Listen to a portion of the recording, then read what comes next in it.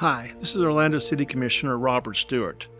Very soon I'll be retiring from my position after 20 years of service to the citizens of Orlando, but before I retire, I wanted to leave a gift of history.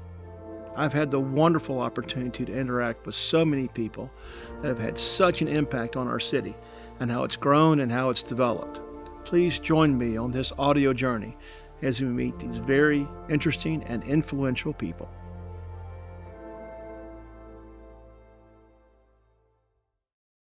Thank you for joining us again today with Orlando History Makers. I'm your host, Orlando City Council member Robert Stewart, asking for just a few minutes of your time as we learn what makes our city and community so exciting and vibrant. It's my intent to bring some of the great stories of Orlando's history to life, to look at the impact of these events and the people, and to create an interest in our very exciting history. Once again, today we have one of my favorite people and a dedicated public servant, Orange County Mayor Jerry Demings. There's much I can say about my friend, Jerry, Mayor Demings, I apologize, but if you allow me just a few minutes, I may call you Jerry every now and then if it's okay. It's okay.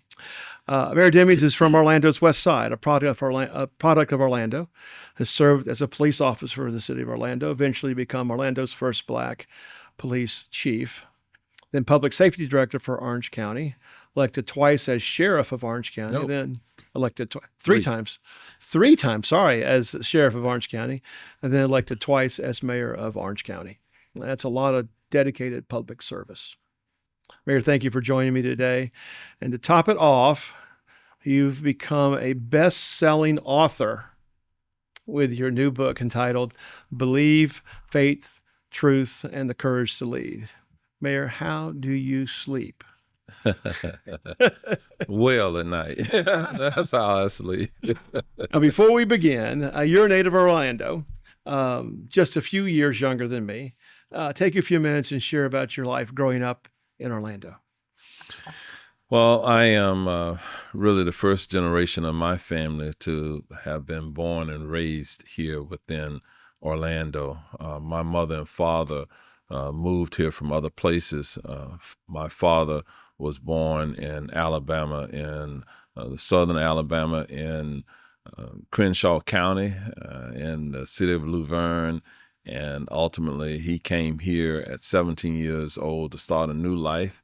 In 1939, he met my mom, and they got married in 1944.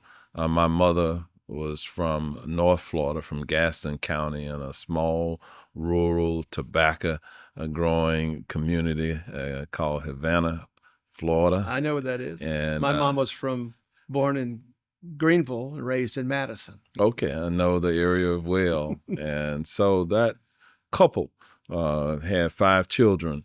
And I'm the youngest of the 5, but by just minutes, because I have an older twin brother. My twin brother is about 30 minutes older than I am. And his name is Terry. I'm Jerry.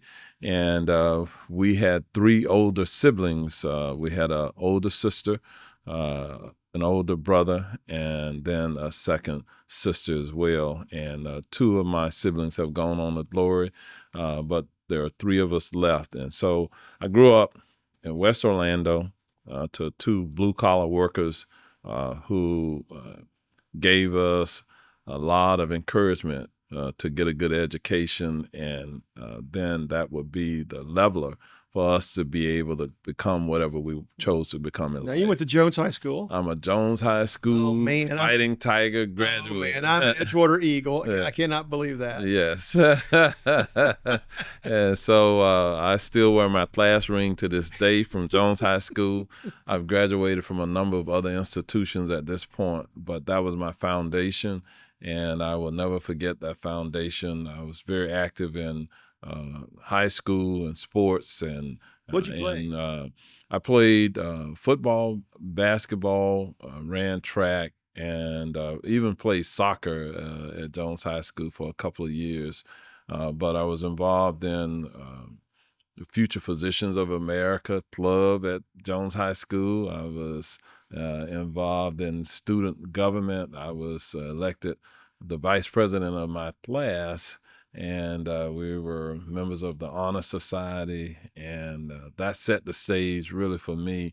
The education that I got at Jones High School and really from Orange County Public Schools. I went to Memorial Junior High School and to Richmond Heights Elementary School, and ultimately went to Florida State University. And I know, graduated. and you I had to bring it up. You rub it in all the time with me. Yes, sir. And so, I was fortunate. My twin brother and I were roommates in college. I got my associate's degree from Florida State University. I got a bachelor's in finance from Florida State University. Graduated in 1980 from Florida State and moved back to Orlando, took a job as an accountant working in the private sector for about a year. But I always had an interest in law enforcement. While in college, I was heavily recruited by many of the federal agencies to become a federal agent. They were looking for people with degrees in finance and accounting to do white-collar types of investigations. Yeah. Applied to the FBI. They went into a hiring freeze. I pursued other federal law enforcement jobs, but in 1980 there was a hiring freeze. So I went to work as an accountant to help take care of my family, and went to the Orlando Police Department. Obviously, I got hired. I intended to only stay 1 year, and I ended up staying 21 years with the Orlando Police Department and held every rank, went from police officer patrolling the streets of Orlando to various other ranks, senior positions. I was commander of the special teams, the SWAT and the hostage negotiation and the emergency response teams all reported to me. I was deputy chief of investigations when I got appointed as chief of police in Orlando in 1998. Yeah, we got to know each other, which you may not remember. When I stopped you on the side of the road? Yeah, you did, and I was a little bit upset about that. Then we got there was a shooting over at the entry. I'm trying to think of the building, but the one at Orange Avenue, and our church got involved with you, and we became a hub for the families to come to our church, and then our church provided resources and food for the guys, especially the first responders, and through a guy named Tommy Deal. I remember Tommy or not. Yes, So Tommy was a chaplain at the time. That's how you and I got to know each other, and then come later on, we actually have to be friends, which drives me crazy. Yeah, I was involved in my career numerous barricaded gunmen, hostage situations, shootings, other crises within the Orlando Police Department and the city of Orlando, I should say. And that kind of set me up to lead the agency, Perfect. In 1998, when I was appointed chief of police, I was appointed by Glenda Hood. Glenda E. Hood, the only woman to have served as mayor of the city of Orlando at this point. Here we are in 2025. And she appointed me as chief of police. I was 39 years old at the time. And here we are now pushing towards 67 years old. And what a joy it was to be able to serve my community, serve my police department, and that set the stage for where I am today. I know it made your mom proud. Yeah. My mom was alive. She was able to see me sworn in as the 34th Orlando Chief of Police. The rest of the story, my wife served as the 36th Orlando Chief of Police. I know. I was on historical fact. Yeah, I was in office when she got it, and it was a wonderful. It was a great joy to work with your wife. But I went from getting elected in 2005, and so she comes in 2007, I think. That's correct. As chief of police, she was appointed the first and only woman so far to have served as chief of police in Orlando in 2007. She retired after 27 years with the City of Orlando Police Department in 2011 and went on to run for Congress. Obviously, she eventually was elected and served in the United States House of Representatives for 3 terms. And during the period that I was the 28th elected sheriff. She was the 36th appointed chief of police in Orlando, the only such couple in America where the two top cops were married to each other, and the only couple in America where each of us has served as chief of police of a major city, you're the same city. You're the only person I've ever known who've actually been written up by the National Enquirer. Yes. So I want you to know that I don't know if many people have done that, but they wrote a pretty good article about you guys being top cops. Yes, and that article came out in January of 2009, and it was on page 59 of the National Enquirer when friends of ours said, "You won't believe it. The two of you are in the National Enquirer." And the headline was something like, "The dynamic duo, crime-fighting duo of Val and Jerry Demings." So initially we thought it was going to be, one of those types of very critical or you met an alien, articles. or you met an alien of some sort. Yes, and the scandalous articles is what the National Enquirer is best known for. But it was actually a good article. It was complimentary of our mutual law enforcement careers, and that was one of many national articles that was written over the decades about our community service. And so what a humbling experience it was. All right. Well, some people, as we mentioned before, you have a twin brother. You're the youngest of the twins. I have a twin sister. I'm the youngest of the twins. When people ask me in the rank of our family, I tell them I'm tied with fourth, but actually technically the fifth. But your family plays a really important role in your legacy. Take a moment and just share some thoughts that what you express in your book about the role of family and faith and what that means in terms of your impact in community life. My parents were both born in 1922. Dad lived until 2023. So he was about 101 years old. My mom died in 2017. She died just prior to turning 96 years of age. But those two blue-collar workers came from a Jim Crow era in which laws really did not favor them. Mom made certain that we went to church, that Terry and I were involved in the Boy Scouts, and I'll kind of explain why my mom was so focused on us getting an education and getting involved in positive environments. My older siblings, my oldest sister was the first in our family to go to college, and she went to a historically black college and university in Knoxville, Tennessee.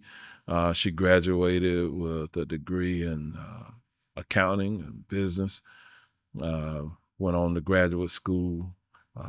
My second oldest sibling, my brother, graduated from high school, got in trouble with the law, left and went to New Jersey, came back, found himself addicted to heroin in 1967, 1968.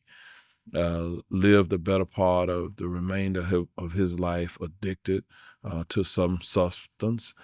Did some time in jail and prison, but Mom, because he was 10 years older than Terry and I, my mother wanted to make certain that we didn't make the same mistakes that my brother made.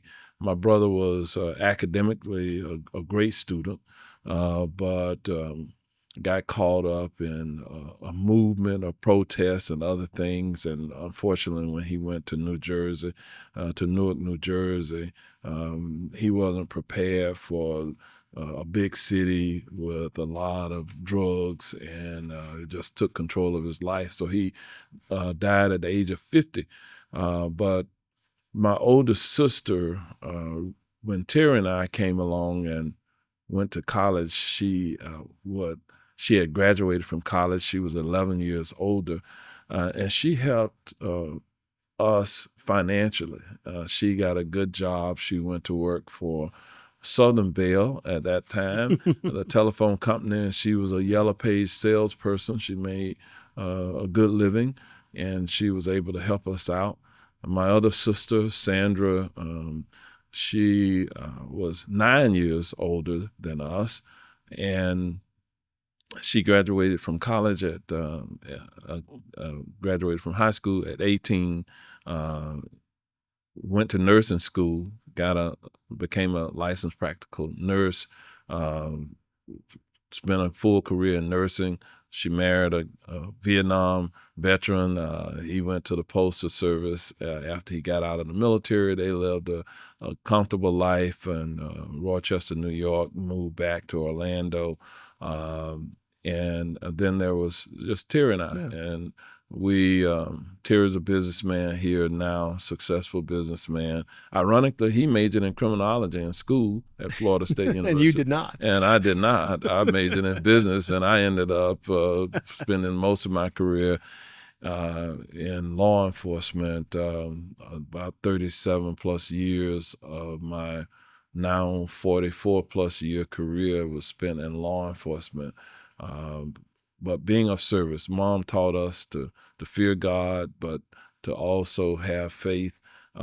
She taught us to believe in God, go to church, raise our families, take care of them, to be honest, to have humility, to walk humbly, and not brag about whatever accomplishments you have. So she taught us that. She taught us to believe in ourselves. And so hence the title of my book is Believe, Faith, Truth, and the Courage to Lead. Mom taught us to believe in ourselves and believe in God. And that has stuck with me throughout my professional career. And that's what we have taught our children now. And we're teaching our children's children. We have 5 grandchildren, 4 girls, 1 boy. Exactly the same with mine. They're all here. Yeah. So It is great. you're number 5. I'm number 5, only by hair. We share that. And you got 5 grandchildren, 4 and 5. 1. I got 5 grandchildren, 4 and 1. Yes. It's my family has grown up very similar in that they came from a rural area. Mom was born in 1924, as opposed to 22 in your mom. My mom married a guy who was 19 years older than her. There's a whole story behind that, and this is not my interview, but there are some things in terms of faith and belief and the desire to have your kids have a better life than you. It just came out of that kind of generation. And when I read through your book, is that same kind of commitment to making sure that there was a better life for you, but it had to come not because of what you gained, but because of how you felt about yourself and what you can gain personally in terms of belief and faith. Anyway, I'm not going to bore you all with that. Well, you're precisely right. It was discipline. My parents believed in discipline, but they believed that you could dream big as well. And they taught us to reach for the stars. I got to wear 4 stars as chief of police and as sheriff. And my wife got to wear 4 stars. Her background is very similar to mine. 2 blue-collar parents. She grew up in Jacksonville. We met in the 80s and got married and raised our family here. And so, the history is still being written, but that background that we have, of years of being my grandparents were born in the 1890s, and I never got to know my grandfathers. They both had died by the time I was born in the late 50s, but I got to know both of my grandmothers. One was born in 1894, the other born in 1896. And my great grandparents were born in the 1860s, just after the Emancipation Proclamation was signed. But my great-great-grandparents were enslaved. Yeah. And so throughout the years, I had the opportunity to sit with my grandmothers while they were born free. It was so close to being enslaved, just hearing the history lessons that they talked about. I was like a sponge as a kid. I soaked up what they said and what it was like for them to live.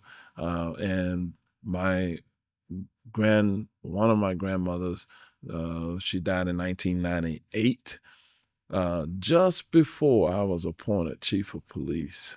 And because she was born at the end of one century, she lived completely through another, and she was almost about a year and a half away from living into the third century. That's so cool. That's so cool. How cool is that? That's so cool. Yes. You know, my great grandfather was the police chief in Moultrie, Georgia. Oh, wow. It's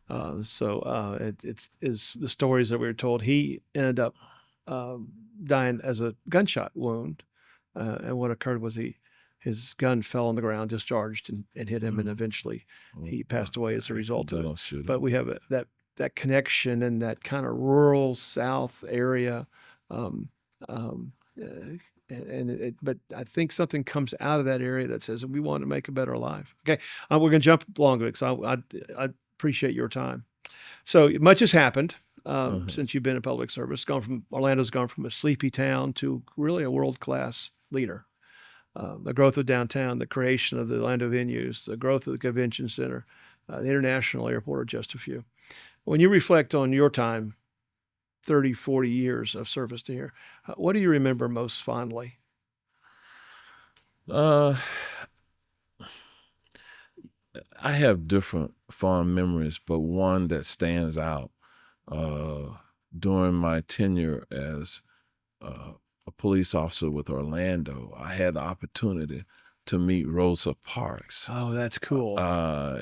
She was aged at the time, but of course we all know the history of Rosa Parks and the civil rights movement. And I had the opportunity to meet many of the civil rights legends over time. I've had the opportunity to meet kings and queens, presidents of the United States, going back to Gerald Ford. I've had the opportunity to have one-on-one conversations with every one of them about various things. And some, to this day, if they are in this area, they will call me. That's great. And so cool. One of the coolest things I remember is when my dad was about 100 years old, he was in a long-term care facility. And former President Bill Clinton was in town, and his travel assistant contacted my office, and the former president asked if I was available to meet him for dinner.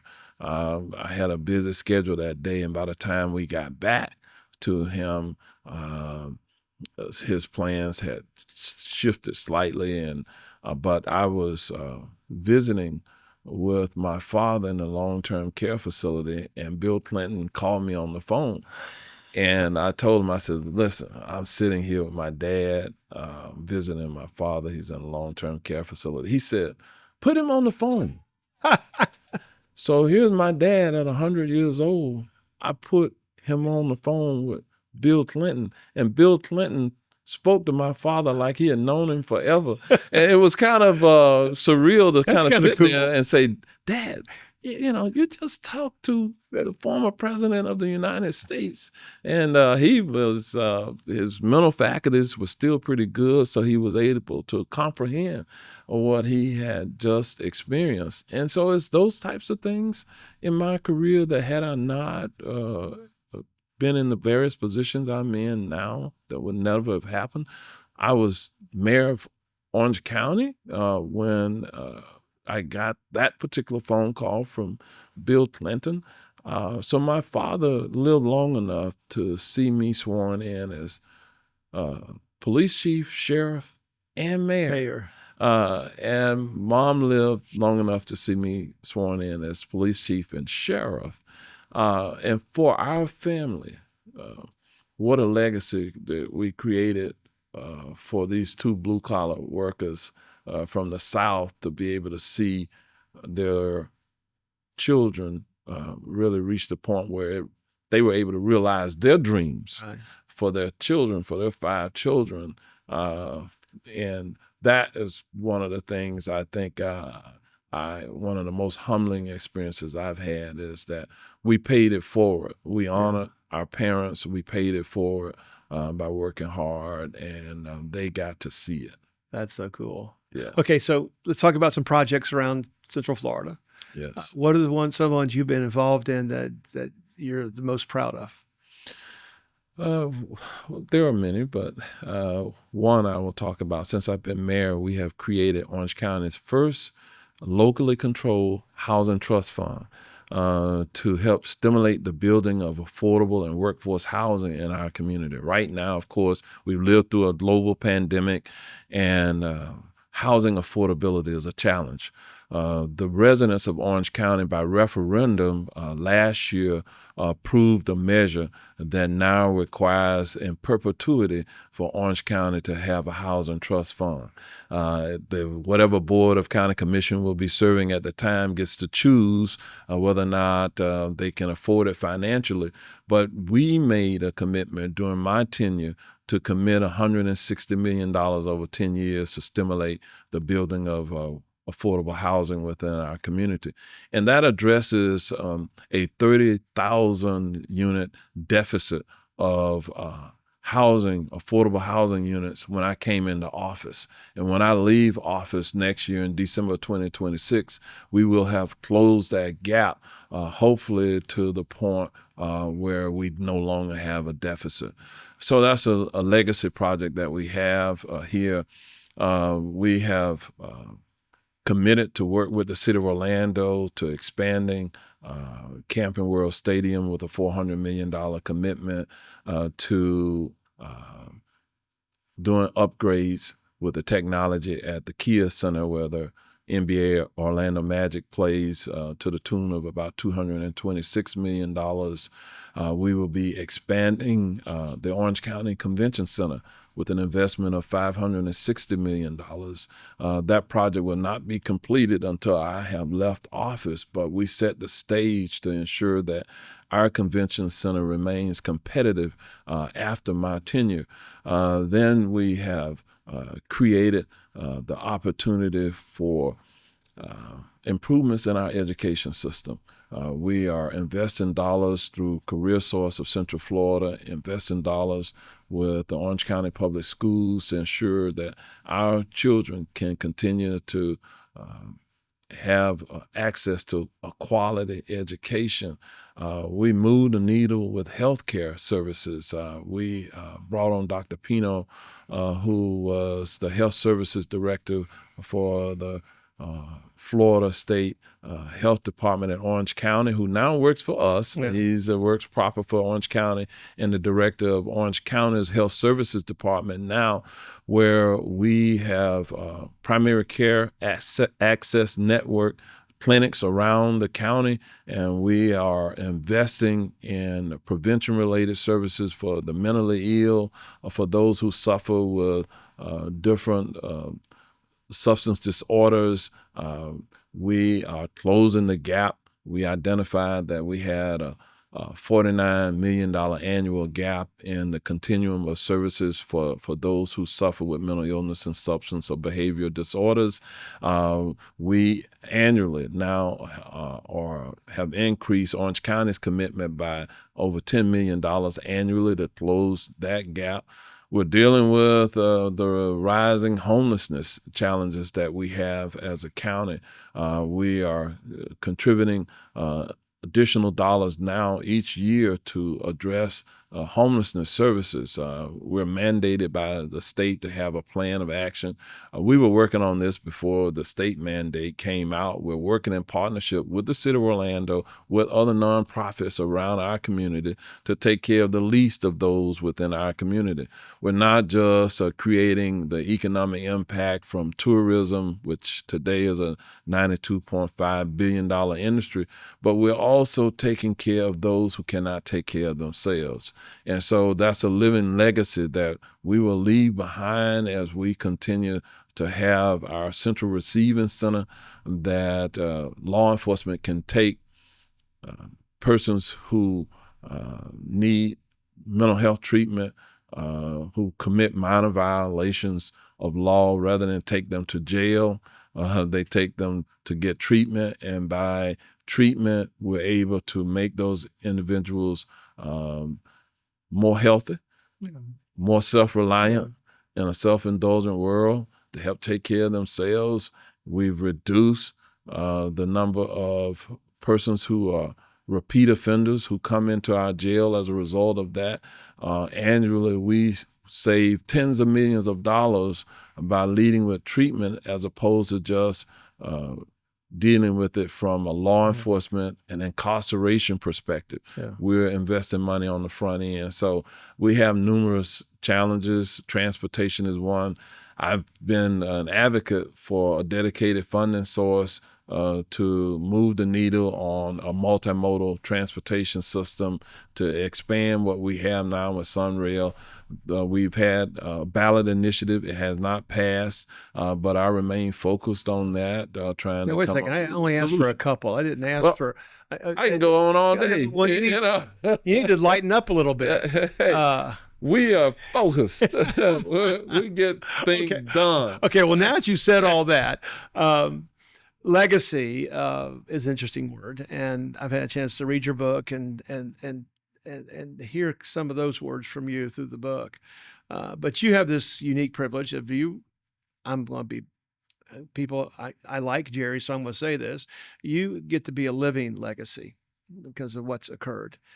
When you reflect around legacy and share some of those guiding words or thoughts, what are your thoughts for the next generation of leaders? The next generation of leaders will only be successful if we, who are currently in leadership roles, help to lift them up. We, who are currently serving, are standing on the shoulders of those civil rights giants and others who were before us. The group who are the next generation of leaders who are behind us, just like we've been successful because we stood on the shoulders of others, they can only be successful if we help them, if they stand on our shoulders and they understand that they drink from wells they did not dig. They are able to get shade from trees they did not plant. And as a result of that, I believe the future is bright. Our children are active in service to our community. I believe the most humbling thing that any human being can experience is if they commit themselves to a life of service. We just happen to be public servants, but people can serve others through different walks of life. And in spite of sometimes focusing on the differences between us, we should focus more on what we have in common. And regardless of a person's ethnicity, gender, ethnic heritage, at the end of the day, we are more alike than not. I believe that we live in the greatest country in the world. That country that was founded on Christian principles has served our country well, that made us the United States of America, one nation, under God, indivisible, with liberty and justice for all. It is that nation that makes us a great nation. Even though right now the geopolitical headwinds are divisive, a nation divided cannot survive. And so I'm concerned about the future of our nation if we do not come back together, if we don't elect leaders, if we do not focus on where we can unify around common goals and issues, it's that kind of legacy that I hope to transfer to my children and transfer to other children. My children are all adults, but they're very active. And so it's a life of service that I hope that this next generation understands. It's not just about them.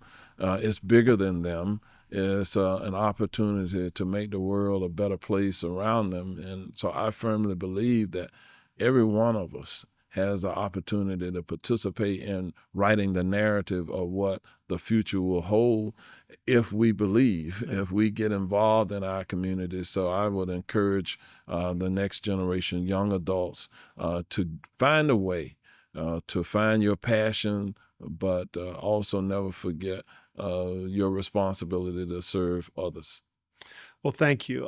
If you want to know more about Mayor Jerry Demings or his life here in Central Florida, take a moment to download his new book, Believe, Faith, Truth, and the Courage to Lead. You can also hear more about Jerry's background in the oral history of myfloridahistory.org or orlandomemory.org. Both of those are available. And Jerry, you even have your own Wikipedia page. So if you want to know the details, you can go to his own. I don't have one. There's a guy named Robert Stuart, but he happened to be a member of Parliament. He's got one, but not me.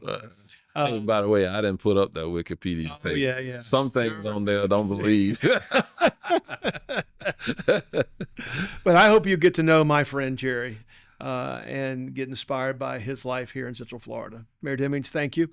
Thank you. I'm so honored to have spent the time with you. And speaking on behalf of our entire community, let me express my personal gratitude for your leadership. Our city and our entire community would not be what it is today without you. So thank you.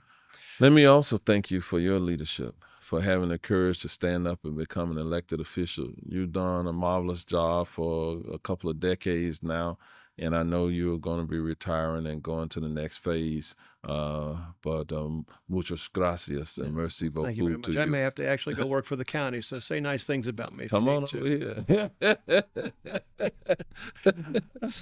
I also want to thank our listeners for taking a few minutes out of your time with us today.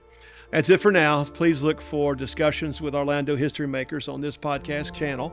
I'm your host, Orlando Commissioner Robert Stuart, and I appreciate you listening. Remember this: let's value our past, learn from it, and make our future brighter than ever. Thank you.